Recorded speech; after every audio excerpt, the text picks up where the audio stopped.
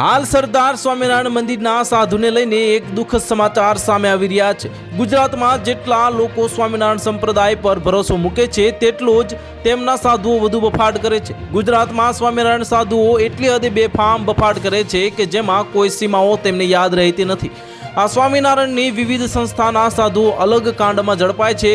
લંપટ લીલાઓ હોય છે કે પછી હિન્દુ દેવી દેવતાઓ પર ટિપ્પણી કરવાનો હોય, ક્યાંય પણ પાછા પડતા નથી। તેમને જાણે કોઈનો જ રોકટોક છે જ નહીં અને તેવું લાગે છે। અને હવે આ બફાટમાં વધુ એક નામ જોડાઈ ગયું છે। સરદાર સ્વામિનારાયણ મંદિરના નિત્ય સ્વરૂપ સ્વામીએ ફરી એક વખત હિન્દુઓનો આરાધ્યો પર બફાટ કર્યો છે। રાજકોટના સરદાર સ્વામિનારાયણ મંદિરના સાધુ પર આ એક બફાટની વણઝાર પર જોડાઈ ગયા છે અને સરદાર ધામ સ્વામિનારાયણ મંદિરમાં નિત્ય સ્વરૂપ સ્વામીએ હવે હદ વટાવી છે। આ નિત્ય સ્વરૂપ સ્વામીએ સત્સંગમાં બફાટ કરતા કહ્યું કે બ્રહ્મા જેવા તો ભગવાનને અબજો ખડકી દીધા।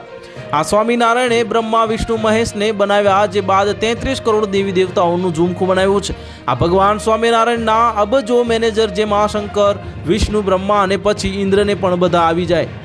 આ છેલ્લી ક્વોલિટીના મેનેજર પાસે અબજો દાસ હોય છે। આ શાખાઓ વધતી ગઈ એમ દેવતાઓ બનાવ્યા અને એટલે જ ઇન્દ્રની એન્ટ્રી થઈ। આ બધાય ભગવાન સ્વામિનારાયણના મેનેજર છે। આ પ્રકારના સ્વામીઓના બફાટ પછી શું સ્વામિનારાયણ સંપ્રદાયમાં લગામ લગાવવાવાળું કોઈ છે જ નથી। આ સત્સંગમાં તો સારી વાતો શીખવાની હોય, પણ આ સ્વામીઓ અત્યારે બેલગામ થઈ ગયા છે। તો હાલ માટે આટલું જ। મળીશું નવી અપડેટ સાથે। જો તમને અમારા વિડીયો પસંદ આવતા હોય તો વિડીયોને લાઇક કરી દેજો, ચેનલને સબસ્ક્રાઇબ કરી બાજુમાં આવેલા બેલ આઇકનને દબાવી દો, જેથી તમને આવા સમાચારની અપડેટ મળતી રહે।